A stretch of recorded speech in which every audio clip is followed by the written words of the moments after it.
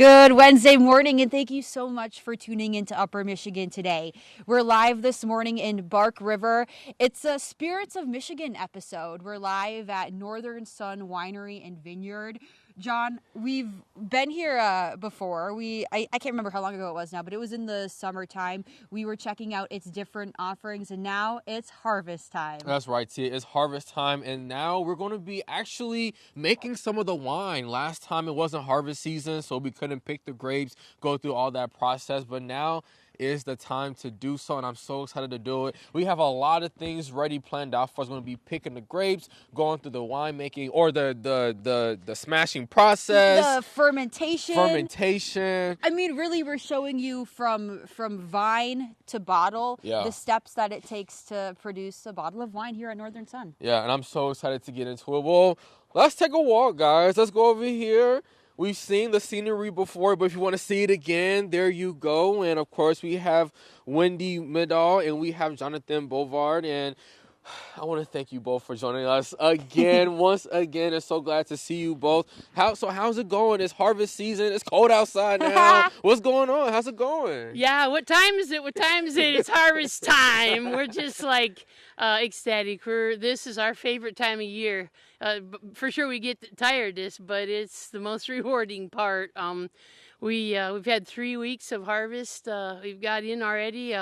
Every Saturday, people come out about 8 o'clock, and we get it rocking, and it's going really well. We've taken in a few ton every single Saturday, and the grapes look great. That's what he says. You can ask him if you want to know for sure, but it's looking great. So give me the full detailed grape report.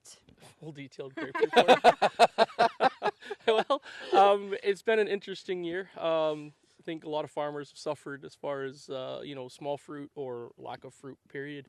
The apples haven't done well at all, at least in this area. With the grapes, on the other hand, we've done all right. I have struggled a lot with fungus and mold, a lot of vegetative growth, just because it's been quite wet as far as grapes are concerned. But right now, it looks great. I mean, when it comes to commercial product, you want to have some consistency across your wines every single season. How do you ensure, despite those environmental factors like fungus and whatnot, that you're putting out a really stellar product? Wow. Well, nature on its own is pretty good. Within reason, the grapes are going to take, their nutrients from the soil. They're going to take whatever they want. If it's in excess or, if it's not, they will take what they need from the soil. So the grape in itself is going to give you more or less a consistent product because it's from the same soil every year. What you might end up with variation-wise would be, water content. So you get a heavier grape, a bigger grape, more juice, which could be a little bit more dilute, or you can get, small concentrate, which would be a little less dilute. So that variation is there, but you wouldn't notice it by the time, done with making wine. So by the time you're buying that bottle at the store, it will be the same Northern Sun Winery bottle. And Wendy, you already mentioned it. You invite the public to take part in your harvest process. You've already have a couple of weekends, a few people under your belt having helped you pick grapes, and that's something that's going to continue. How long can people get involved here? How long is your harvest season? Well, we've got 3 more weeks to harvest, so every Saturday we get out there early, about 8 o'clock. We start taking the nets off of the vines, and we start picking the grapes, handing out scissors, and same thing we're going to do for you guys and show you how it's done. But yeah, people come out. We usually have 30, 40 people that come out. We do a big lunch for them and have coffee and donuts in the morning, and so people really and man, they just seem to really enjoy it.